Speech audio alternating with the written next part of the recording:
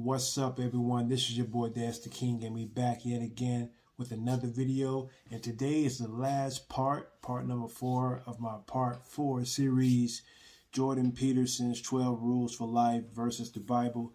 And this is not really to put the rules against the Bible. It's actually me just picking out a few verses and comparing them with the rules and giving a philosophical statement of what I think each rule means as compared to the Bible. So I did 3 of these already. Check the links below, or you can wait to the end and then go check them out. But yeah, I didn't exactly read the book. This is just a summary of the rules itself, which they kind of stand. They're kind of they stand out on their own, in my opinion. So you don't necessarily have to read the book, in my opinion. Just understand the rules itself. But if you want to read the book, I got the link below. You can check that out. And I'm sure it's pretty good. Let me know in the comment section below if you have read it. So, yeah, without further ado, we're going to get into these rules. And please watch to the end. If you like this, consider giving me a like and subscribing. Leave a comment below what you think. And here we go. Okay, rule number 10. Rule number 10 is this: be precise with your speech. And this is a very important rule because a lot of people are not precise with their speech, including me, not all the time at least.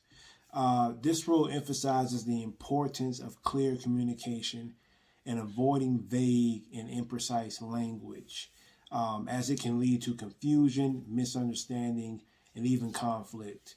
By speaking precisely, one can effectively articulate their thoughts, ideas, and feelings and better understand and engage with others. That's pretty self-evident there. If you don't know, if you're just spewing out stuff without, just giving thought into it and thinking before you're speaking. I mean, sometimes, you just say things kind of naturally and you have to be quick thinking. I'm not talking about that. I'm talking about just before you comment something on a YouTube page or on an Instagram page, just in the moment how you feel, maybe just take a step back and think about what you are doing before you actually make that post, before you actually say that.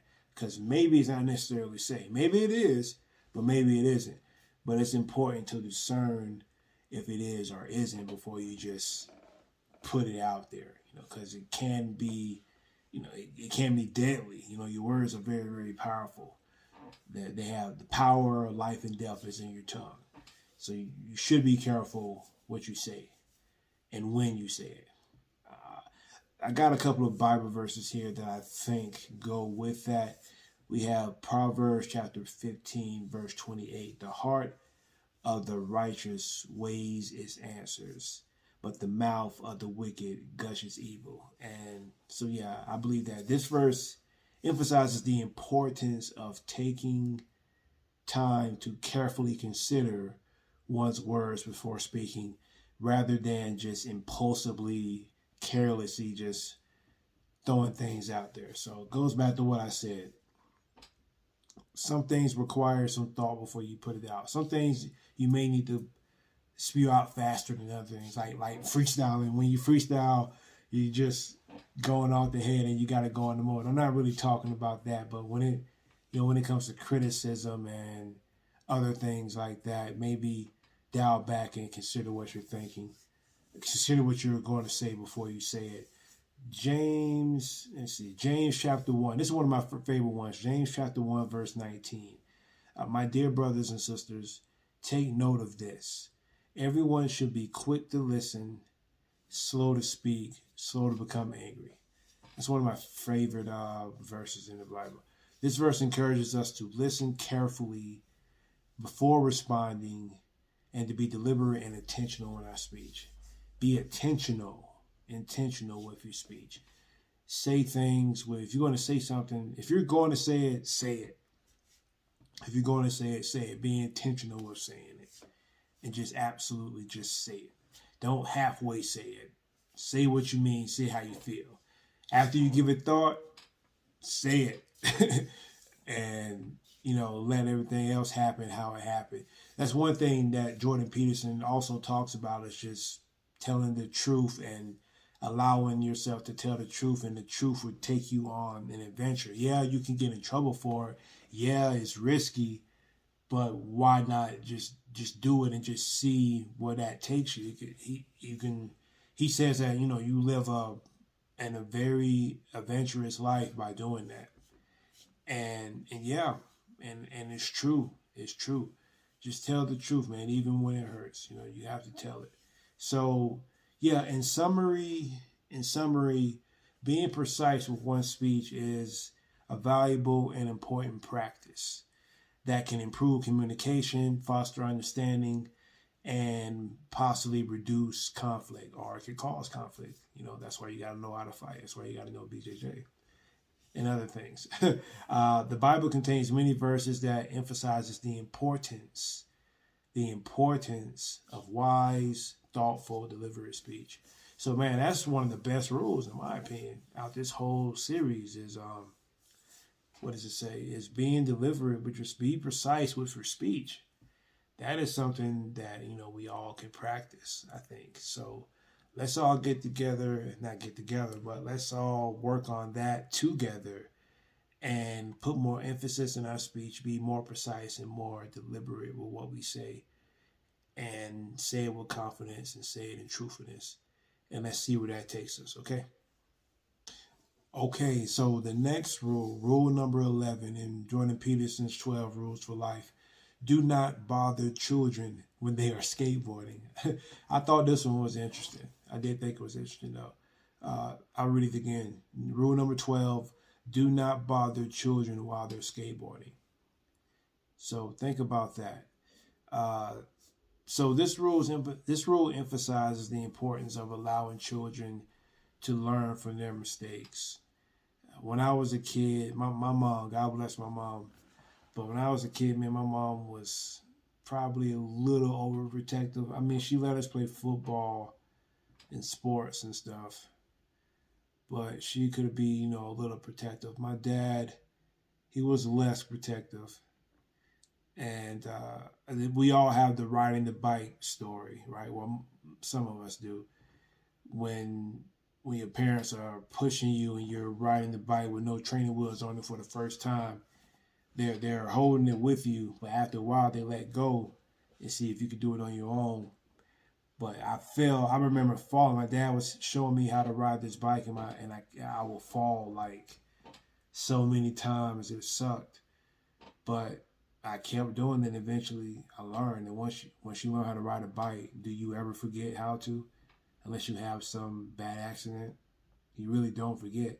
So learning things on your own. Now, granted, you can get help learning things, like you have a teacher. My father, in that example that I gave, he was my teacher, and he helped me to learn how to ride a bike, but he didn't just hold my bicycle every time. Eventually, he will let go of it, and I will have to correct myself. You have to correct yourself while you're riding that bike. So that's why it's important to let children make those type of mistakes. I remember one time I touched a hot iron, like a clothes iron, and I do vaguely remember my mom telling me to stay away from it, and I didn't listen, and I got burned. But I never touched a hot iron again after that. Never did. So some lessons, you have to let children learn on their own. And there are parents out there, I know because I observe it, who are truly overprotective of their children. It's good to be protective of your children, no doubt about it, but they were overprotective, didn't let the kid experience too much of anything. And that, in the long run, I think can cause a hindrance to the development of children. So gotta let these kids make mistakes. Disclaimer, I don't have any kids. Not married, don't have any kids, but hopefully I do one day. I'm praying for that. And I have to remember this to make sure that I do it. Because I know it's easy to probably say this not having kids, versus if you do have kids and you have to actually deal with them every day. I don't have to deal with any children, but imagine, it might be different. My opinion of this may be different once I do. I hope not. I hope I'm still on that. But if you have kids, let me know in the comments below. And do you implement this discipline with them? Let's read one more Bible verse here. Okay, Proverbs chapter 22, verse 6. This is, I'm not sure what Bible version this is, but it says, start the children off on the way they should go, and even when they are old, they will not depart from it. I like the King James version, which is, I think it says, bring up a child in the way they should go, and in the end, they will not depart from it. So yeah, again, it goes back to letting your kids learn from their mistakes when they make them. And this verse emphasizes the importance of guiding children, teaching them right and wrong, but also allowing them to learn through their experiences and mistakes. You can't just protect them all the time. And this can go for adults too, not even just for kids. This can go for adults as well. Because you have adults who behave like children in a wrong way, not in a good way, in a wrong way. There's a good way to behave like children, but there's a wrong way as well. You have grown adults who do things for one another that one adult should be able to do on their own, but the adult A is just supplying adult B or helping adult B and not allowing adult B to do, responsible things. That was a weird analogy there, but I'm sure some of you probably get that. Like, adults need to learn from their mistakes as well and grow from that and still grow from that. Not just children, but adults. So don't bother adults when they're on their skateboards either. Not just kids, because adults are out there hindering other adults to a fault, and it's not good. We all can learn from our mistakes and be better humans, no matter what age we are. And yeah, I think that's an important thing to remember right there. So, in summary of this, rule number 11 is that children need the freedom to explore, take risks during childhood, and that unnecessary intervention can hinder development and learning. Biblical principles of guidance, trust, and value in children support this philosophy and encourage us to give children the space and freedom they need to learn and grow. So let the kids free. Let the kids run around and do their thing, man, because eventually they're going to learn from their mistakes and they're going to grow up. They're going to be great men and great women. Okay, the last rule and the last part of the Jordan Peterson 12 Rules for Life versus the Bible. The last rule we have is rule number 12, and it states, pet a cat when you encounter one in the street. Yep. Pet a cat when you encounter one in the streets. So that sounds really interesting, right? So this is the explanation for that.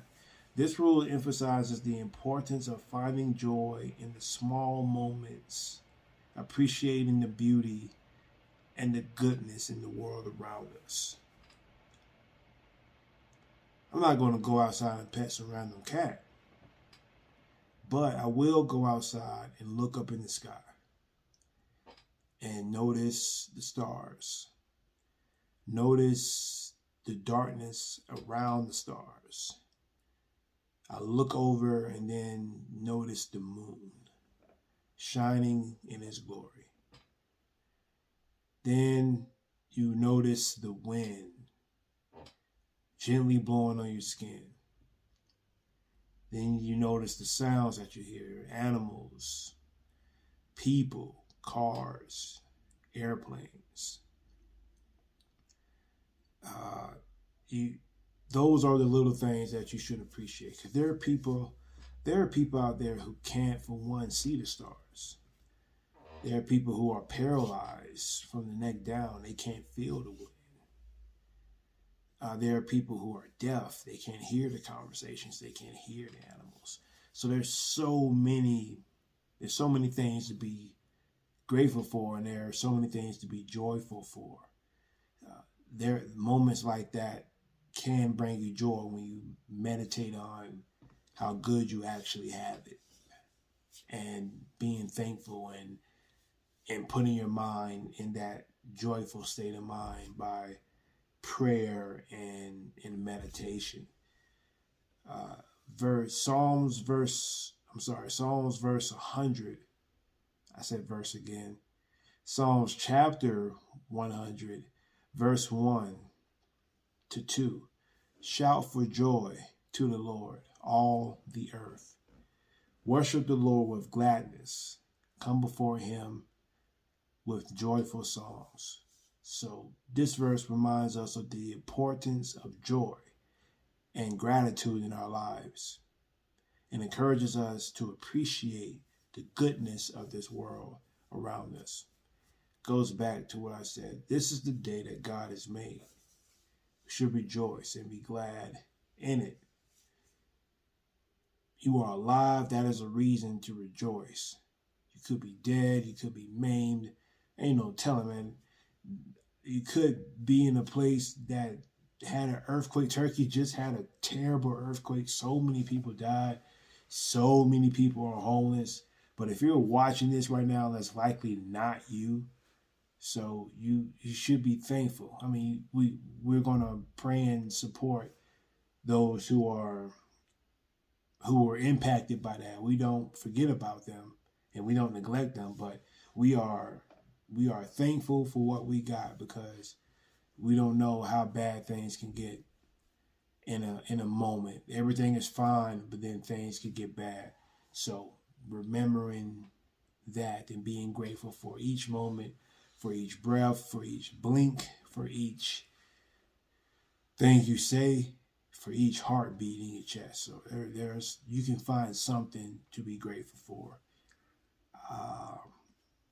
Proverbs chapter 17, verse 22. A cheerful heart is good medicine, but a crushed spirit drives up the bones. This verse puts emphasis on the importance of joy and laughter in our lives, and reminds us that finding happiness in small moments can be healing and restorative.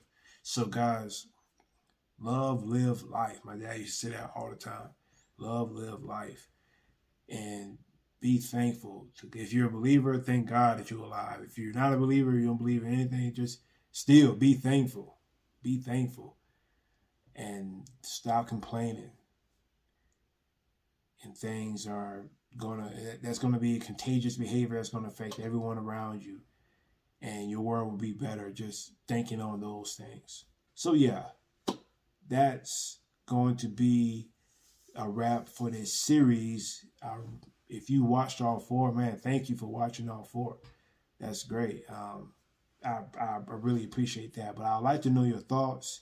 For one, if you watched the whole series, let me know your thoughts on the bottom, and what other series would you like to hear.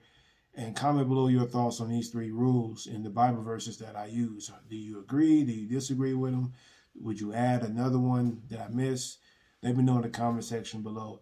If you enjoyed it, please give me a like, subscribe, and follow me on Instagram. And if you feel moved, you can donate to this channel with some donation links below. And thank you all. Thank you for watching the series. Thank you for watching part 4. And I hope you all have a great rest of your day. God bless. Peace.